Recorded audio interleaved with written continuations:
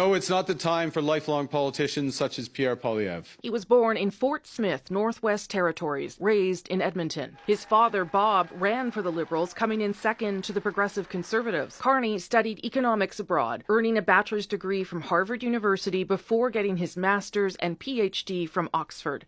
For 13 years, he worked for global investment banking firm Goldman Sachs, before holding several senior positions at the Bank of Canada and in the finance department in Ottawa. CPP, QPP is not federal money. It is shared money for all Canadians.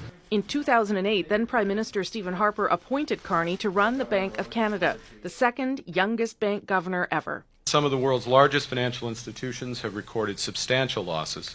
Amid the global financial crisis, Carney called for widespread reforms to the world's financial system. Working alongside Harper Conservatives, Carney was credited for how well Canada weathered the financial storm compared to other nations. Even named as one of Time magazine's 100 most influential people in 2010, the only central banker on the list, alongside people like U.S. President Barack Obama. Canada has shone, relatively speaking, in the world during the period of time in which Governor Carney has served as the governor of the Bank of Canada.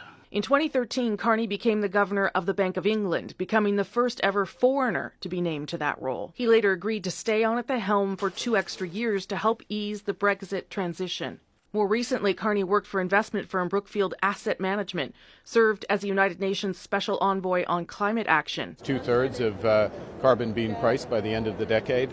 For years, he supported a carbon tax, only to walk away from the policy at the start of the leadership race. Why don't I become a circus clown? For more than a decade, Carney toyed with the idea of running for the top job of the Liberal Party. I have gainful employment, and I intend to continue it. In 2020, Prime Minister Trudeau tapped Carney to serve as an informal advisor on the government's pandemic recovery plan. He immediately became a front-runner in the leadership race when Trudeau resigned earlier this year. He has never held public office, but Liberals bought his pitch. Now he will have to convince Canadians.